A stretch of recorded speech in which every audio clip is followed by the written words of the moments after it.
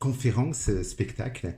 Et, mais en général, avant de commencer, je raconte toujours une petite histoire. Alors, je vais le faire maintenant. Et là, je vais aller directement à une page qui n'a rien à voir. Hop, voilà, pour vous raconter l'histoire de l'étoile de mer. Vous savez, c'est ce petit oiseau, le colibri. Vous connaissez peut-être cette histoire. C'est un tout petit oiseau qui un jour, il y a l'incendie dans la forêt, comme on en a vu en Amazonie l'année dernière. Un immense incendie et le petit colibri il voit partir fuir tous ces animaux, il fuit et lui le petit colibri il va à contre-courant, il va à contre-sens. Alors tous les animaux lui disent mais arrête, reviens, il faut partir, il y a le feu. Et lui ce petit colibri il dit non, moi j'ai ramassé une goutte d'eau et je vais aller la jeter dans le feu. Mais ça servira à rien. Oui, mais moi je fais ma part. Et donc aujourd'hui, vous tous là, d'être là, vous faites votre part aussi, qui fait que moi en tant que conteur, je peux être là. Et donc l'histoire de l'étoile de mer, c'est l'histoire d'un homme qui marche. Il marche comme souvent dans les contes, il marche, il fait des kilomètres. Et alors il fait le tour des îles des Philippines. Et il marche, il fait ce tour des îles, et puis quand il a fini le tour d'une île, il marche sur la plage, il va sur une autre île, et hop, de nouveau, il fait le tour, et il continue à voyager comme ça, à faire le tour de toutes ces plages, de toutes ces îles, et puis à un moment donné, en face de lui, il voit une silhouette. Et cet homme-là, il se rapproche de cette silhouette, et il voit que c'est un enfant qui court, qui va à la vitesse d'un enfant jusqu'à la mer. Et comme c'est la marée basse, la mer elle est vraiment très loin, une grande marée, alors il revient en courant, et puis il ramasse quelque chose par terre, et il continue à courir, et il va le mettre dans l'eau, et il revient en courant, il ramasse encore quelque chose par terre. Il se dit, mais c'est pas possible. L'homme se rapproche, et il voit que tout autour de l'enfant, il y a des centaines d'étoiles de mer. Et que l'enfant ramasse l'étoile de mer, et va la mettre dans l'eau. L'homme se rapproche encore et lui dit, mais dis donc là, toi petit, mais qu'est-ce que tu fais? Ça sert à quoi ce que tu es en train de faire? Monsieur, vous voyez bien, je ramasse une étoile de mer pour lui sauver la vie, pour aller la mettre dans l'eau. Oui, bien sûr, je le vois, mais comprends bien, ce que tu fais, ça sert à rien. Parce que autour de toi, il y a des centaines d'étoiles de mer. Mais il y a d'autres plages où il y a d'autres étoiles de mer qui sont aussi échouées. Et il y a d'autres îles avec d'autres plages et d'autres étoiles de mer. Alors, comprends bien, petit, ça sert à rien. Et le petit, c'est un adulte qui lui parle. Baisse les yeux. Et juste là, à ses pieds, une étoile de mer. Sans regarder l'homme.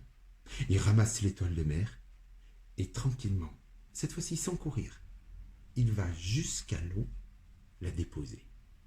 Puis il revient et en face de l'homme, il lui dit, en le regardant droit dans les yeux, « Monsieur, vous voyez, pour celle-là, ça change tout. » Et c'est comme ça que cette histoire s'est finie. Tout ça pour vous dire bienvenue et merci d'être aussi nombreux. Alors, je vais vous parler aujourd'hui... Oui. Non, je t'en prie.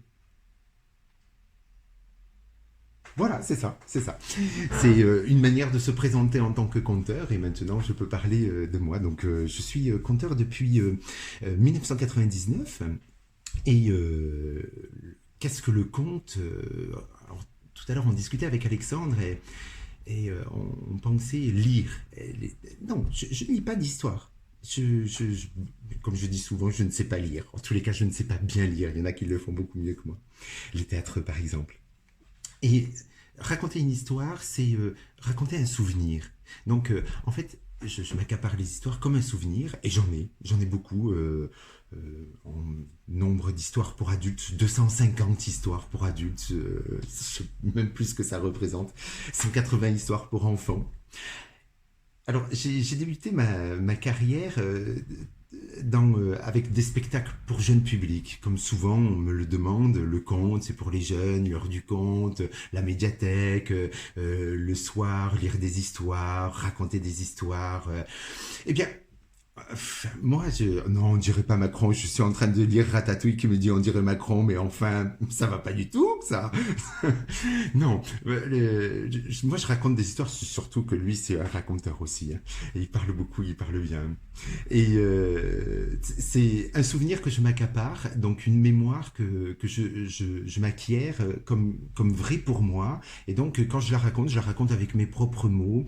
Et je fais ça donc depuis 1999. J'ai aussi cette dynamique avec mon association Parole à part, de les raconter dans un univers euh, en soins thérapeutiques, en soins de bien-être. Hein, le care, comme c'est un mot à la mode en ce moment. Donc, je le fais vraiment beaucoup. Et puis, j'aime raconter pour les adultes. Donc, je raconte souvent dans des lieux comme les hôpitaux ou les maisons de retraite pour les adultes. Voilà pour ma petite présentation. Et alors, je voudrais maintenant que vous installiez confortablement. Et pour commencer, on va faire un petit sondage pour savoir si vous racontez des histoires. Alors, est-ce que, Alexandre, tu as une possibilité de me lancer le sondage? Hop. Ah, foi, super. Donc c'est raconter, hein, vous avez bien compris que c'était pas lire, mais vraiment, est-ce que vous racontez des histoires qui vous sortent qui viennent de vous, et notamment ça peut être des petites des blagues, parce que c'est ce qu'on appelle les petites formes, hein. Dans la littérature orale, il y a de nombreuses sortes de genres d'histoires. Et et donc raconter, voilà, ça peut être une blague. Je dis à un conteur, il est aussi bien, c'est aussi bien la mère qui chante sa comptine à son enfant, mais c'est aussi la mère ou le père évidemment qui chante la comptine à son enfant, mais c'est aussi la blague que l'on peut dire à table en repas de famille, et c'est tout aussi intéressant de le faire. Alors je laisse un petit peu avancer Oh là là.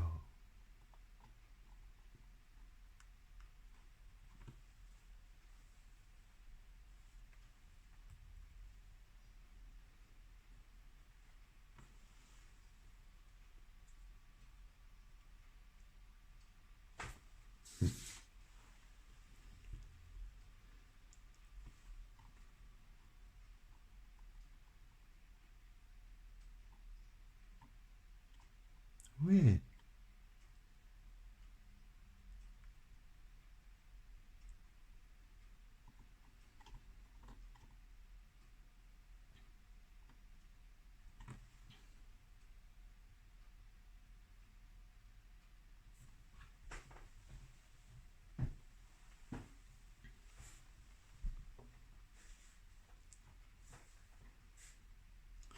oui,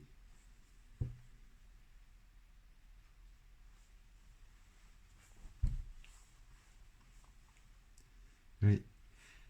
Alors je vois dans le sondage qu'il y a très peu d'histoires qui se racontent entre adultes. Et c'est vrai, hein, on a plutôt tendance on dit on retombe dans son enfance quand on raconte, quand on écoute des histoires. Nous adultes, on retombe dans son enfance. Bon, je pense qu'on n'a jamais quitté notre enfance. Souvent, on y reste dedans, et donc c'est aussi le plaisir d'être dans cette enfance en tant qu'adulte. Et alors, dans le répertoire, je vais mettre peut-être l'accueil. Ah, tu vas m'aider, s'il te plaît. Euh, oui,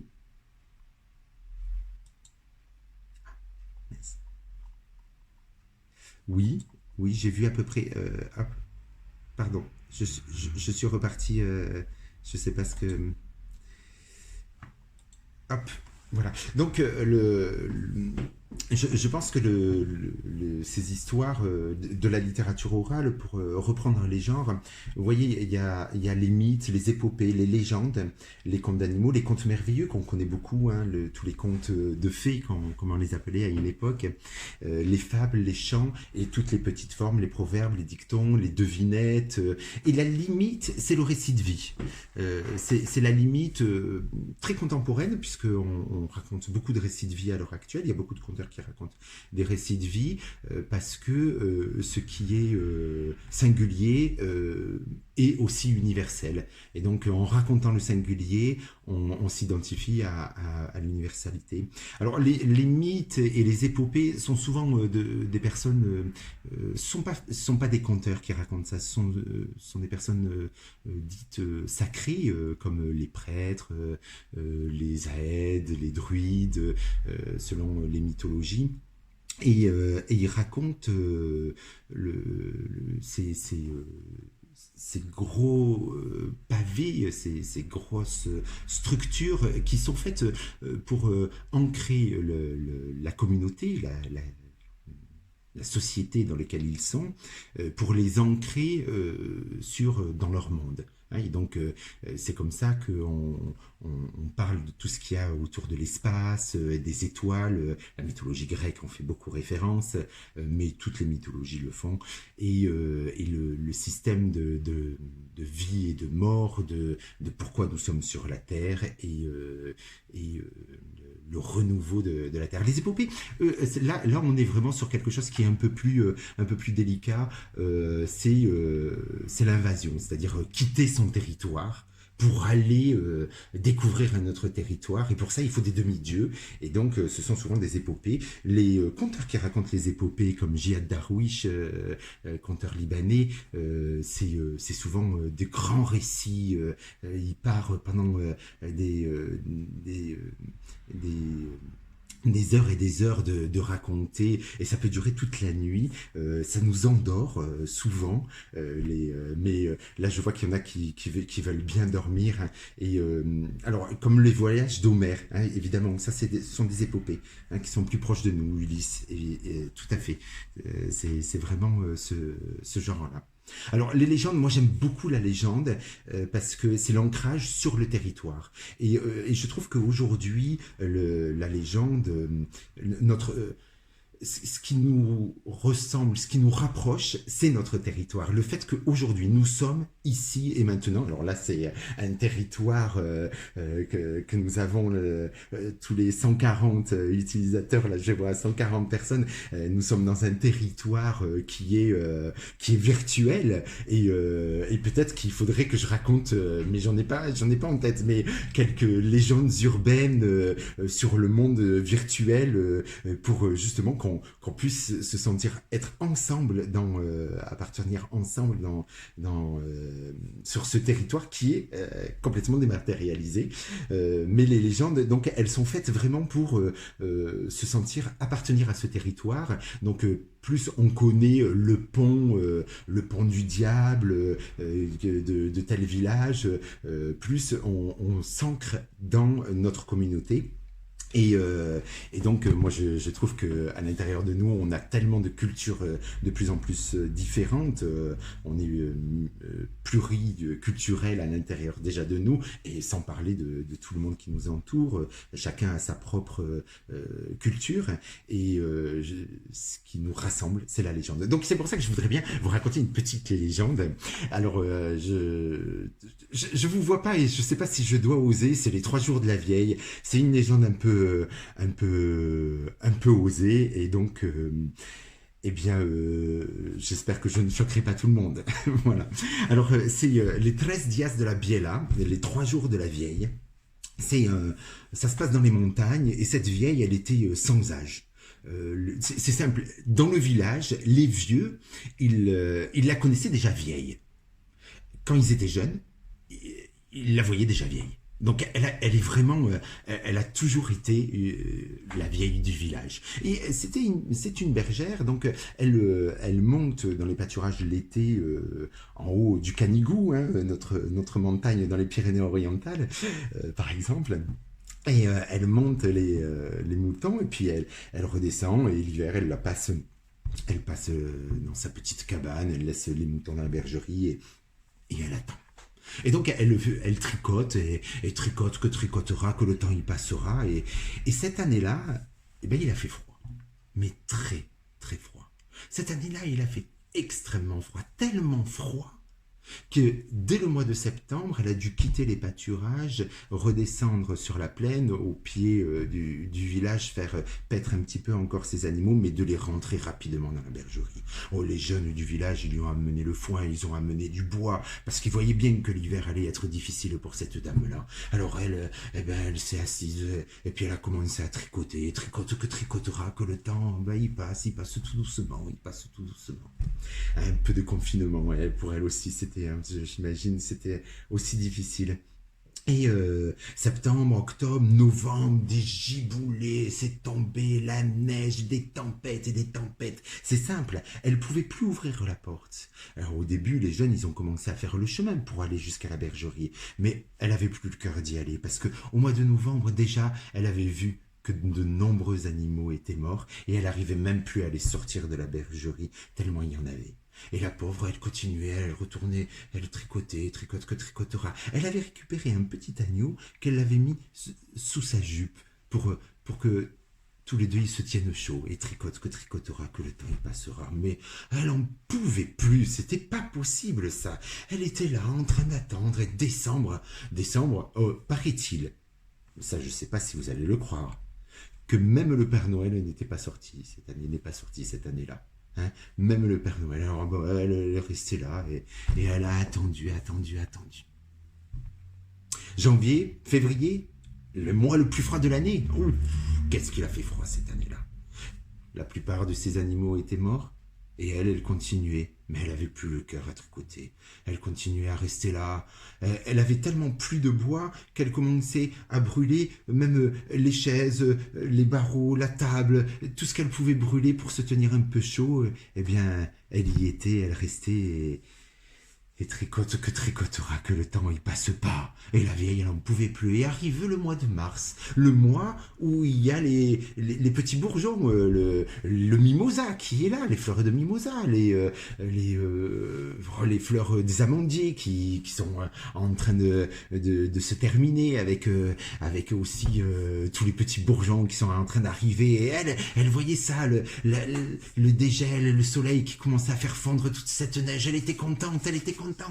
Et elle reprenait espoir et son petit agneau qui était là, qui avait un peu grandi, mais pas beaucoup, parce qu'il n'avait pas grand-chose à manger non plus. Et le pauvre, mais elle attendait, jusqu'au moment où, la fin du mois de mars, la neige est revenue. Mais elle n'en pouvait plus de voir ça. Alors, et c'est là que je risque de vous choquer, la vieille, mais c'est l'histoire qui le dit, moi, j'y peux rien. La vieille, elle a regardé par la fenêtre et elle a commencé à lever le poing et elle a commencé à injurier le mois de mars. Mois de mars, mais qu'est-ce que tu me fais là encore? Mais mois de mars, c'est pas possible. Elle a soulevé sa jupe, baissé sa culotte et lui a dit: mois de mars, c'est le dernier jour qui te reste. Il te reste plus qu'un petit jour. Maintenant, il va y avoir le doux mois d'avril qui va arriver. Alors viens me faire un bisou sur ma fesse, car maintenant, sur ma joue, tu ne peux plus. Mais le mois de mars, mais il s'est vexé. Oui, c'est possible que le mois de mars se vexe. Oui, vous croyez-moi. Le mois de mars, il s'est vexé. Et de suite, il a fait appel au doux mois d'avril de lui prêter un jour, 2 jours, 3 jours. Les 13 días de la Biela, les 3 jours de la vieille, afin de faire revenir le mauvais temps et que la vieille, elle en puisse plus. Le doux mois d'avril, le jeune mois d'avril a accepté que le vieux mois de mars lui emprunte ces 3 jours, et c'est comme ça que le mauvais temps est revenu. La vieille, le dernier jour, de colère, de rage, eh bien, elle est morte sur le coup. Une nuit, son cœur il s'est arrêté net. Et c'est ainsi que l'histoire se finit. Dans les légendes, vous voyez, c'est pas comme dans les contes merveilleux où ça finit bien. Dans les légendes, les histoires se finissent mal. Et il y a toujours une petite pirouette où, là, c'est quand elle montre ses fesses, hein, pour que l'histoire s'ancre, comme dans un rêve. Hein, pour que on se souvienne du rêve, en général, ça va fort. On arrive directement à dire bon, bah, le rêve, à un moment donné, l'émotion est tellement forte qu'on arrive à se souvenir. Et donc c'est un petit peu pareil. On utilise le même fonctionnement pour que pour qu'on puisse se souvenir de l'histoire. Il va y avoir un moment qui va être un déclic, qui va dépasser les codes de la communauté. La vieille qui montre ses fesses, ça dépasse les codes de la communauté. Hein. Et en cela, c'est le petit moment de rire et le petit moment du souvenir qui va faire qu'on puisse s'installer et se souvenir de l'histoire. Voilà pour cette petite histoire. J'espère que vous êtes bien, toujours bien installés, certains au soleil avec ses écouteurs en train d'écouter. Vous n'êtes pas obligé de me regarder, hein, derrière moi il y a juste des livres. Mais je vais pouvoir continuer à raconter. Donc je vais revenir un petit peu sur ce passage des légendes. Des légendes, des contes d'animaux et des contes merveilleux.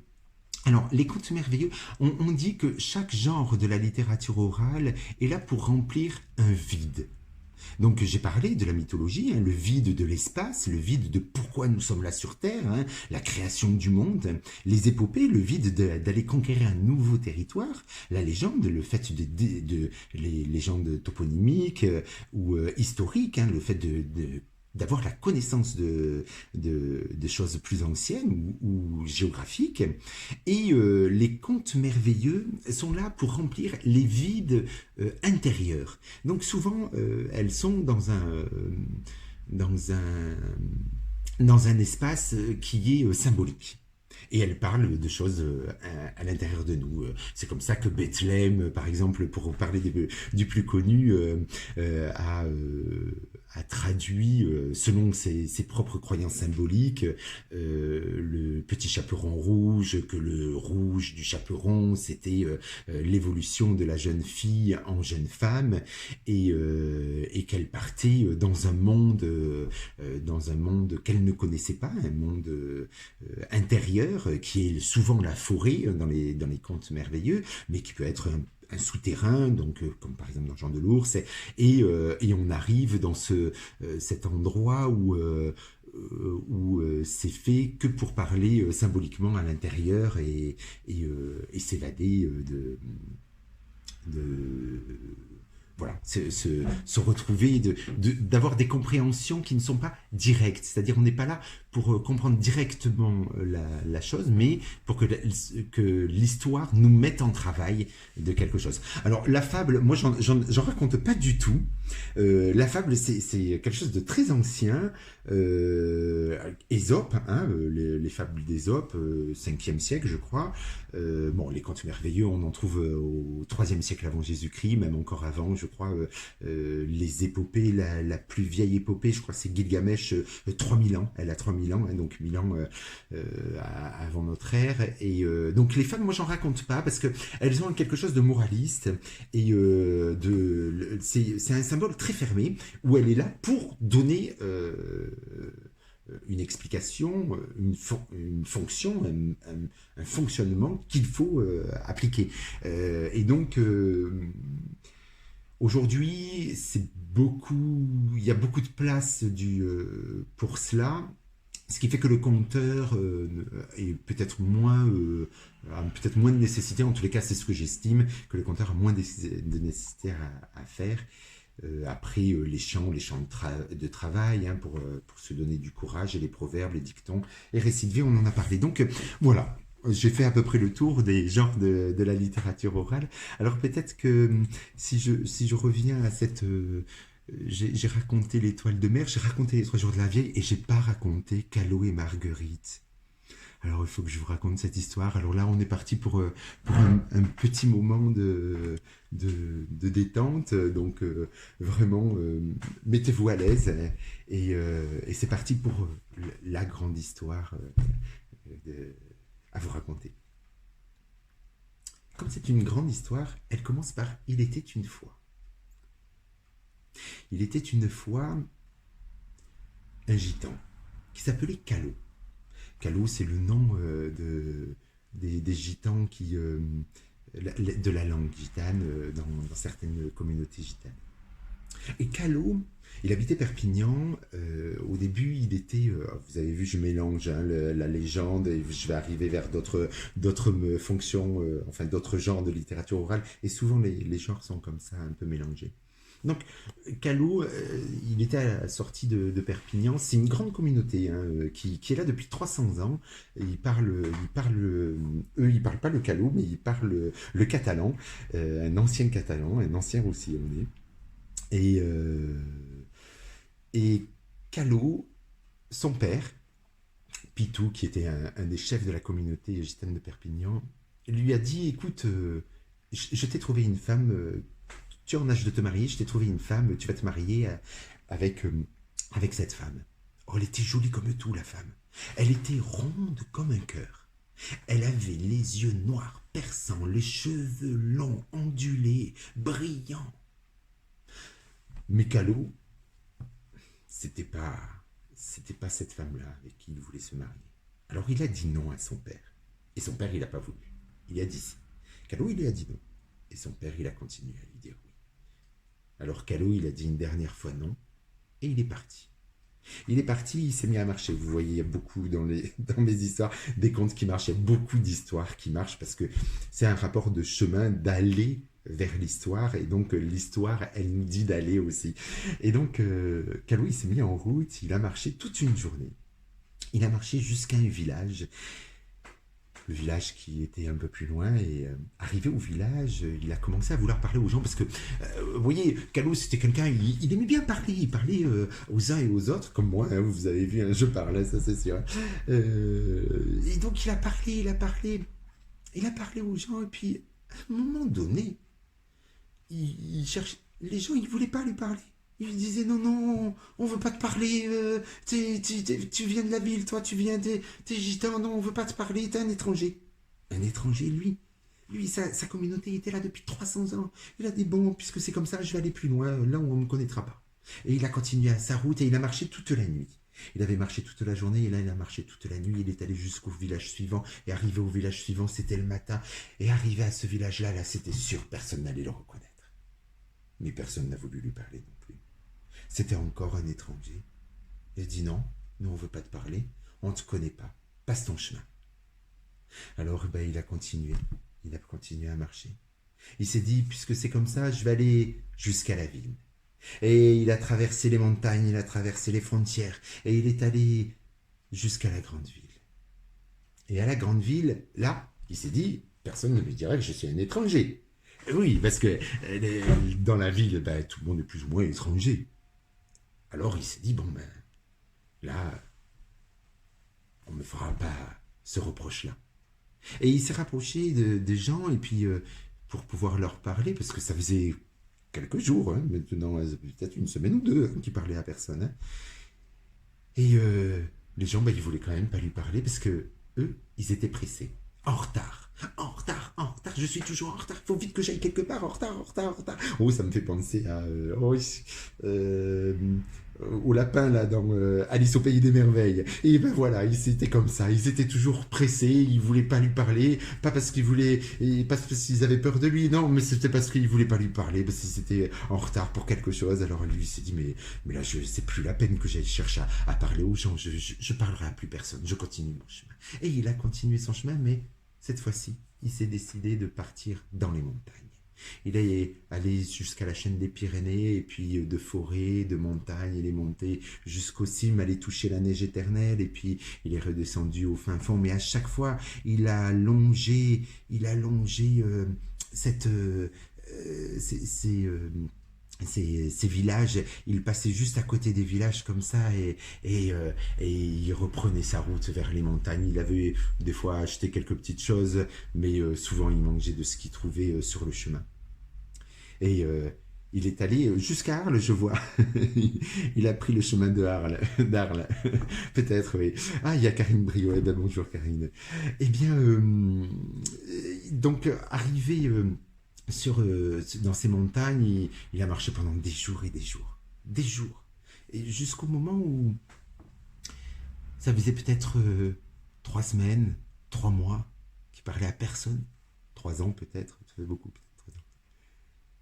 Et à un moment donné, il a entendu une petite voix qui lui a dit il s'est retourné à droite, à gauche, personne, vous voyez personne. Il regarde un peu plus bas, il voit la rivière, les petits cailloux, il suivait cette rivière, alors il est allongé, donc il l'avait vu depuis un petit moment, il regarde un peu plus loin, et puis là, il voit une fleur, une marguerite à la tige un peu mollassonne, comme ça, un peu tordue. Mais c'est pas possible. Dis, c'est toi qui me parles. Mais oui, c'est moi qui te parle, allez, viens m'aider, dit la marguerite. Calot, il a obéi, il s'est assis, il est resté à côté de la marguerite, et puis hop, il s'est de suite relevé, il a enlevé sa casquette, et il est allé jusqu'à là au bord de la rivière, il a ramassé de l'eau avec sa casquette, et il est allé arroser la marguerite, il s'est rassis, il a planté un petit bâton juste à côté de la marguerite, il a pris une herbe folle, il l'a enroulé, il a fait un joli petit nœud, et là, il est resté à côté de la marguerite, et la marguerite lui a dit « que je suis bien là !» Alors là, vous voyez, on a quitté le monde de la légende. On est vraiment dans du monde du merveilleux. On est vraiment au bord de la rivière, dans une forêt, tout au loin, là-bas, hein, dans un endroit où on est tout à l'intérieur de nous-mêmes. Et donc, dans cet intérieur, il y avait cette petite fleur.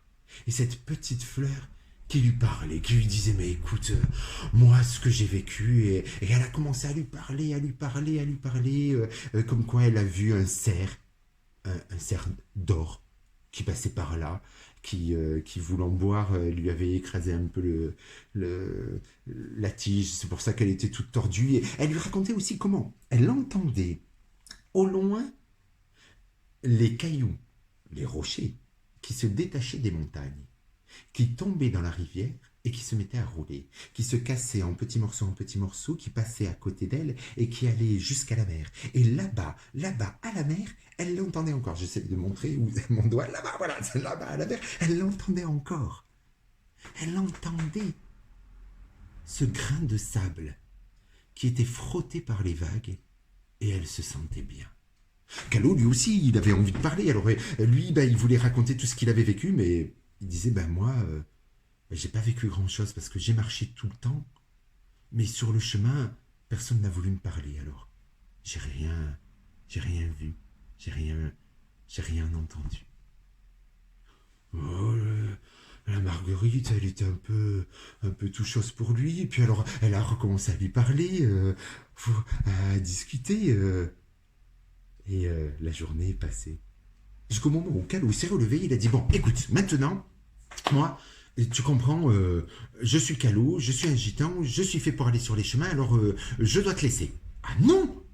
Ah non, non, non, lui dit la Marguerite, tu peux pas me laisser, il faut que tu restes. Mais enfin, quand même, je suis Calou, quoi, je suis le gitan, je dois aller sur les chemins. Oui, je sais, moi je suis une Marguerite, je suis fait pour rester ici. Mais comprends, là depuis tout à l'heure, on parle, on se parle, mais moi, mon cœur, il s'est ouvert, il s'est tout épanoui, et maintenant, maintenant il crie ton nom. Je suis tombée amoureuse de toi. Oh là là, Calou, il s'est assis, il a posé ses fesses par terre, il a regardé la Marguerite et il a senti son cœur battre de plus en plus fort. Boum, boum, boum, boum, boum, boum. Un peu comme moi, juste avant de faire la visioconférence, mon cœur il battait comme ça. Boum, boum, boum, boum, boum, boum. Et bien là, il se disait, quand même, ce cœur qui bat, c'est pas pour rien. Je crois que moi aussi, je t'aime.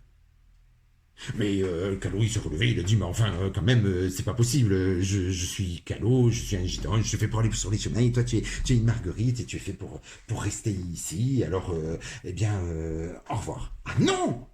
Ah non, non, non, surtout pas maintenant que tu viens de me dire que tu es aussi amoureux de moi. Il faut qu'on trouve une solution, et des solutions, il y en a. Attends.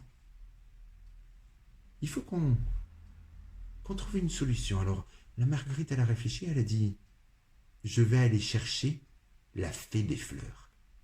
Alors, certaines personnes qui me connaissent, là, je le sais, hein, ils savent que c'est une sorcière, mais parce que des fois, je les mets en sorcière, mais là, quand même, c'est une fée, hein, vous allez voir pourquoi. Et la fée des fleurs, elle saura faire quelque chose pour nous deux. Et c'est comme ça. C'est comme ça que la Marguerite est partie. Oui, oui, elle est partie. Elle est partie loin à l'intérieur d'elle-même. Elle est partie appeler la fée des fleurs. Madame la fée, Madame la fée. Elle était un peu comme ça. Madame la fée, s'il vous plaît, Madame la fée, vous êtes où? Elle est allée jusqu'au bout de ses racines pour appeler dans les mottes de terre la fée des fleurs. Madame la fée! Elle ne répondait pas à la fée. Alors elle est allée jusqu'au bout des pistils. Madame la fée, pour voir si sur les pétales, il n'y aurait pas la fée des fleurs. Madame la fée, Madame la fée. La fée n'y était pas. Alors elle a continué son chemin, elle est allée jusqu'au cœur de sa tige et là, elle a vu la fée des fleurs. Madame la fée, dites-moi, vous pourriez pas faire quelque chose parce que, vous voyez, j'ai rencontré un homme. Ouh. Si la Marguerite a rencontré un homme, c'est qu'il y a dû y avoir aventure. Ben oui, exactement. Il s'est assis à côté de moi et il m'a même soigné. Oh là là là là là là. S'il vous a soigné, c'est que les sentiments sont arrivés. Mais Madame la Fée, c'est exactement ça. Il a dit qu'il m'aimait et moi aussi je l'aime, mais vous voyez, oui, je vois, lui c'est un homme et toi, tu es une fleur. Alors, vous pouvez faire quelque chose, les fées peuvent faire quelque chose. Alors elle avait comme baguette magique un ongle incarné. Mais vraiment incarné, vous voyez, comme un tortillon, comme un escargot, ça faisait comme ça à l'intérieur. Et à l'intérieur, tout un monde. Il y avait même des petites bêtes qui grignotaient la mousse qui commençait à pousser à l'intérieur. Et donc, la fée des fleurs, elle a tendu son ongle et c'est devenu une baguette magique. Et avec cette baguette magique, elle a fait abracadabra et elle a transformé la fée des fleurs, la Marguerite, en une jolie jeune femme. J'ai vu, c'était marqué trop mignon, c'était une jeune femme. Ouais, moi je transformerai en une belle jeune fille. Ben, c'est exactement ce qui s'est passé. Régine, tu as raison. Vous avez raison, parce qu'on se connaît pas quand même, je vous vois pas. Eh ben oui, c'est exactement ce qui s'est passé. Eh bien, cette fée des fleurs, elle est devenue... Elle est partie et la Marguerite, elle était une belle jeune femme, blonde, toute mince, comme une baguette, toute mince comme ça, blonde, les yeux bleus. Et quand Calo, il a vu cette jeune femme, il a fait bof. Ben oui, pour lui, c'est agitant. Les belles femmes sont rondes comme un cœur. Elles ont les yeux noirs perçants, comme j'ai dit tout à l'heure. Et là, c'était une jeune femme toute blonde, à la peau blanche. Mais tous les deux, ils ont continué à marcher. Ouais, c'est un cliché, mais c'est fait exprès, hein, bien sûr, hein, la blonde aux yeux bleus, mais bien sûr que c'est fait exprès.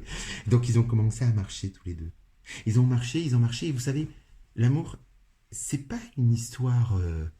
c'est pas qu'une histoire de physique. Non, c'est pas qu'un rapport de regard. Et en marchant, ben, ils ont appris à se connaître, ils ont appris à s'aimer et ils se sont aimés. Et à force de s'aimer, ben, ils ont eu des bébés. Et ces bébés, ils ont grandi, ils ont commencé à fréquenter, regarder à droite à gauche, et puis à marcher aussi, à rencontrer et avoir d'autres bébés. Et ces bébés ont continué à avancer aussi. Ils ont grandi, ils ont rencontré, ils ont eu d'autres enfants. Et c'est depuis ce jour que l'on a des gitans partout en Europe, mais aussi ici à Perpignan, qui sont blonds, aux yeux bleus. Et c'est ainsi que cette histoire est finie. Je vous remercie. Oh, il y a un mariage, oui, ben bien sûr, puisque c'est... Alors oui, Oh, c'est chou, c'est tout rose. C'est très classique. Les contes sont classiques. C'est nécessaire qu'il y ait la dite et la redite pour pouvoir parler de l'intérieur. C'est sûr, la lecture d'une histoire, on parle de 13 niveaux de lecture dans un conte merveilleux. 13 niveaux de lecture. Et le premier niveau de lecture, c'est ce sur lequel c'est que, eh bien, c'est un petit... bah, c'est des contes sympas, un niveau conteur sympathique, merci beaucoup. La narration, elle est là pour enjoliver, pour mettre un état. Et puis après, il y a le rapport symbolique, il y a la relation avec la mythologie, il y a la relation avec les sciences humaines, hein, beaucoup dans le corpus de certaines communautés ont été étudiés pour comprendre la communauté, hein, c'est-à-dire comme le faisaient les sociologues et oups, j'ai perdu le mot. Quelqu'un va me le dire. Wilfried le gitan? Non, je suis pas un gitan, mais j'aime bien les gitans quand même. Et donc, ce, ces histoires, il faut que j'arrête de lire parce que je vais faire que lire ce qui est marqué à côté. Il faut m'enlever les lectures, monsieur l'animateur. Attends, si, je sais comment le faire comme ça. Hop. Je l'ai noté, voilà. Ah voilà, faut prendre l'animateur parce que là, ils me font rougir les uns et les autres. Oui. Et donc, bon, pour continuer mon propos, les applications de la littérature orale, pourquoi on raconte des histoires et pourquoi il faut raconter des histoires aux adultes, pourquoi ça a un sens de raconter des histoires, non seulement parce que ça met en communication et une vraie communication, contrairement. Alors, pour moi, c'est un jeu très intéressant hein, de le faire par visioconférence, hein, comme ça. Parce que c'est c'est quoi rentrer en communication hein, il est où l'échange donc c'est ce que vous faites par vos petits messages et l'interaction qu'il peut y avoir la communication se met à ce sens-là, mais on développe souvent de nombreux autres sens qui sont présents, le physique, le fait que je vous souris ou pas, que vous me fassiez rougir comme tout à l'heure, et tout ça c'est un échange que l'on a eu ensemble, et et cet échange permet de créer cette société sur laquelle on peut s'appuyer dans le soutien des communautés et de partage des uns et des autres. Donc tout le corpus de la littérature orale n'était pas fait pour sortir de la communauté. C'était fait pour rester dans la communauté, à la communauté. Y a aucune histoire qui n'avait de sens de sortir de cette communauté. Et pourtant on a par exemple Blanche-Neige, non, Cendrillon. Cendrillon, je crois qu'il y a 2500 versions à travers le monde. Ça a traversé tous les territoires et on en a sur tous les continents. Ce sont toutes des histoires qui parlent pour la communauté, mais dans ces contes merveilleux, comme Cendrillon, ça parle de l'intérieur de chacun. Et chacun a des archétypes, le fait de se tenir droit, le fait d'avoir une relation amoureuse pour pouvoir enfanter et avoir la continuité de la communauté. Donc à chaque fois, chaque motif repris peut-être par une communauté entendue de l'extérieur, ou réinventer le même motif retrouvé dans une autre communauté et n'est pas forcément parvenu de l'extérieur. Hein. Ils ont fait une étude comme ça, ce sont aux Pays-Bas, ils ont fait une étude comme ça pour essayer de retrouver comme quoi toutes les histoires sont d'ancrage indo-européen. Alors ils ont fait une grande étude, ce qui a permis de faire un répertoire fabuleux sur la littérature orale. Oui, on peut aller à la page, hop, à la page 6 là. Et parce que c'est de ça que je suis en train de parler, la page 7, pardon. Et toutes ces histoires, elles elles ont cette force de... Hop, je me suis perdu. Je me suis perdu. Euh, ça y est, je me suis perdu. Oh, peut-être que c'est le temps de raconter une autre histoire alors. Hein. Alors c'est peut-être le temps de raconter une autre histoire si on a.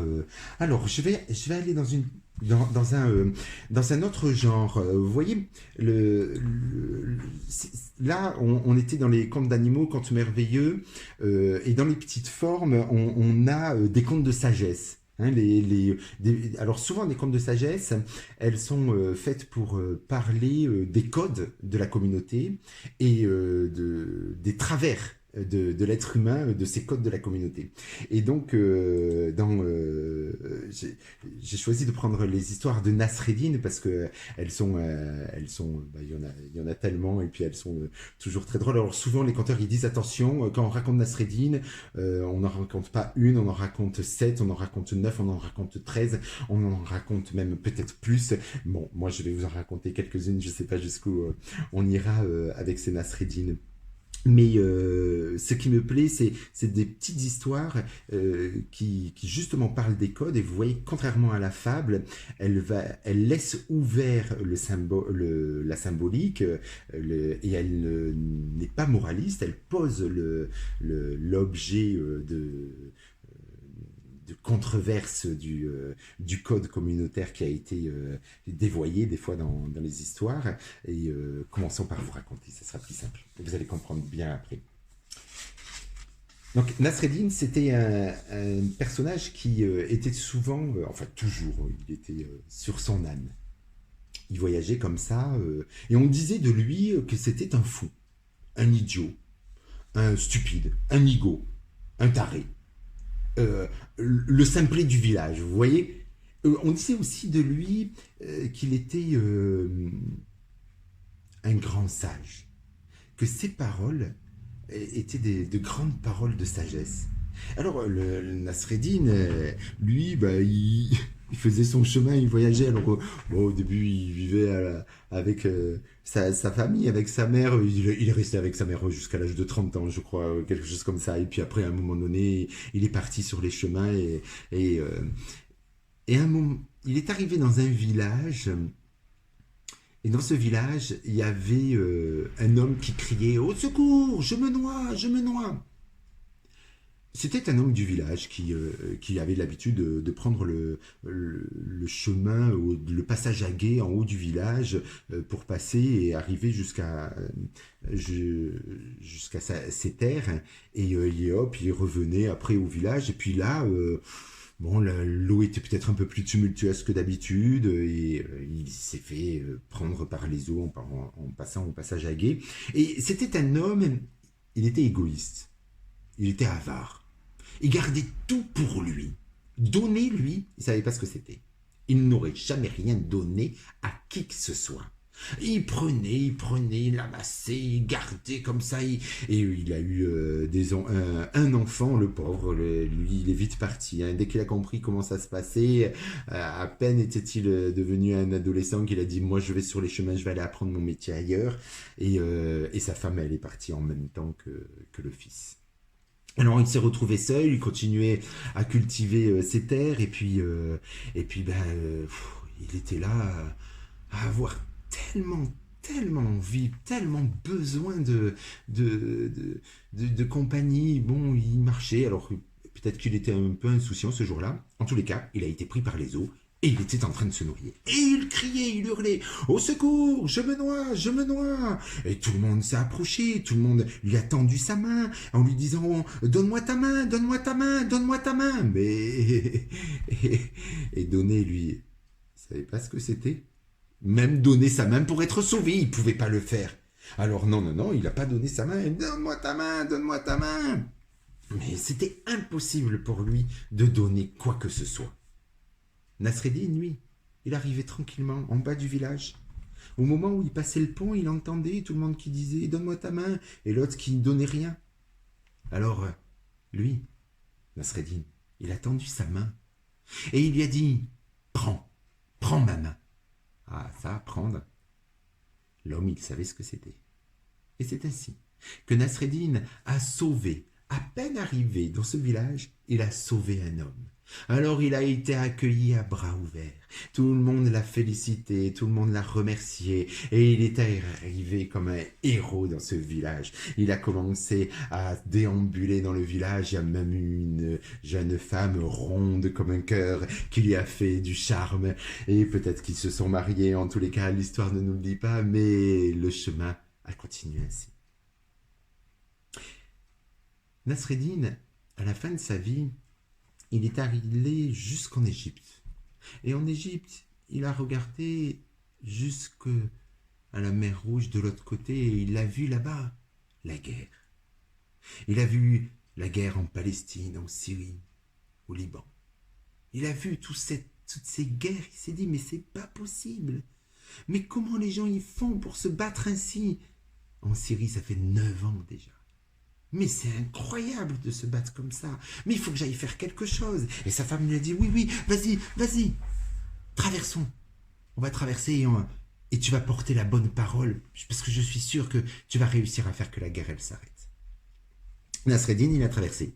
Arrivé de l'autre côté, il a commencé à demander aux uns et aux autres, aux ennemis ou aux ennemis des ennemis, on ne sait plus qui étaient les ennemis des ennemis des ennemis, il a demandé d'arrêter la guerre. Et les autres, ils ont dit oui, on est d'accord, mais il faut aller le dire aux autres aussi, alors viens avec nous. Et c'est comme ça qu'il a été embarqué, il est arrivé jusqu'au front, on lui a donné des armes, à cette époque c'était des arcs avec les flèches. Alors il a pris un carquois, il a pris les flèches, on lui a donné tout ça, mais lui il a laissé les flèches, il a juste pris l'arc et le carquois, et il est allé jusqu'au front. Et tout le monde lui a dit, mais Nasreddin, mais ça va pas? Mais qu'est-ce que tu fais là? Nasreddin, mais tu te rends pas compte? Tu es en train de... Tu es en train de te battre sans flèche? Comment tu vas faire? Eh ben, j'attends qu'on me tire dessus, et je prendrai les flèches des autres et je leur renverrai.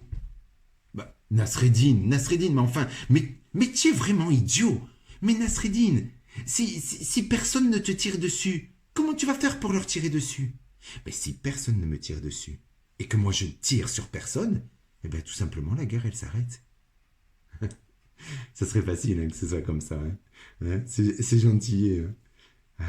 Nous on fait mieux. En France, on fabrique des armes, on reste là où nous sommes, on donne des armes aux ennemis et aussi aux ennemis des ennemis, comme ça eux ils se battent entre eux, mais nous on est là, on s'en occupe pas. On est plus tranquille avec ça.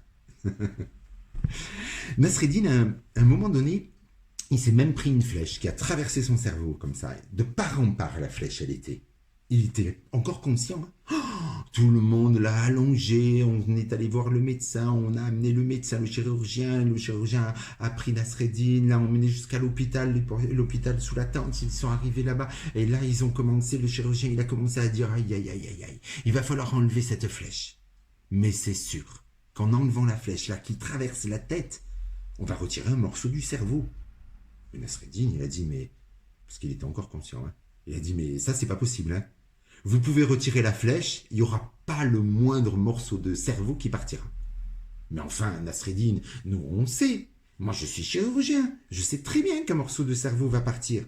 Mais je vous promets que non. Là, il n'y a pas de cerveau, puisque j'ai fait la guerre. Si je fais la guerre, c'est que je n'ai pas de cerveau. Et c'est comme ça que cette histoire s'est finie. Alors je lis, où c'est qu'on trouve les textes de ces contes. Oh, les Nasreddin, ça se trouve partout. Vous marquez Nasreddin sur Internet et vous allez en trouver. Il y a de très très belles, il y a de très beaux recueils de Nasreddin, sublimes paroles d'idiotie. Qu'est-ce que j'ai là? Nasreddin Oujda, les épopées. Non, c'est pas les épopées. Les mémoires de Nasreddin, contes philosophiques de Jean-Claude Carrière qui parle de ces Nasreddin, de toutes ces histoires. Donc oui, c'est vrai que à une époque, les histoires se transmettaient d'oral à oral. Aujourd'hui, je dois avoir sur les 400 histoires de mon répertoire, peut-être 5 histoires qui m'ont été transmises d'oral à oral, lesquelles je raconte. J'ai quelques histoires que j'ai inventées, que j'ai créées, ce sont ce qu'on appelle des contes d'auteur, mais la plupart du temps, quand même, je m'appuie sur les contes traditionnels. Et donc, il y a de très beaux recueils. Là, on voit derrière là, tous les livres d'une collection qui s'appelle Corti, qui font de très bons ouvrages sur ça, avec jusqu'à la mythologie, jusqu'aux épopées. Il y a plein de revues et d'ouvrages, de livres qui sont intéressants pour ça. Donc, je lis beaucoup. Voilà. Alors, des textes de mes histoires, eh bien, je les écris pas. En fait, elles sont toutes dans ma tête. Elles sont comme c'est un souvenir. Si je vous demande, par exemple, pour ceux qui se sont mariés ou pour ceux qui ont fait une grande fête, de me raconter leur fête, eh bien, ils vont me la raconter. Alors, ils me la raconteront à moi d'une certaine façon, ils la raconteront à leur famille d'une autre façon, j'imagine. Et donc, c'est un petit peu de cette façon-là. Moi, je raconte toujours de façon différente chaque histoire. Je raconte les images que je suis en train de voir. Donc voilà, je voyais Nasreddin qui passait sur le pont et qui s'est penché pour raconter. Eh bien, c'est un petit peu ce que je de cette façon-là que je vous raconte. Eh bien, voilà, que c'est vrai que le temps il passe vite. Qu'est-ce que je vous ai pas dit encore?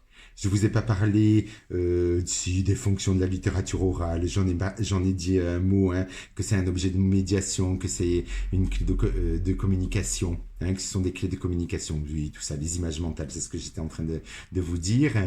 Et comment le conte peut participer au bien-être des personnes. Eh bien, j'espère que vous allez m'y répondre vous. Hein. Est-ce que vous avez eu un bien-être d'avoir eu ces histoires et les retombées socio-éducatives médicaux, eh bien ça je le sais parce que c'est mon faire valoir de mon travail, hein, de travailler dans le milieu hospitalier pour retrouver le joie de vivre dans des endroits où le soin a plus de place et donc de remettre du social. Eh bien écoutez, merci beaucoup.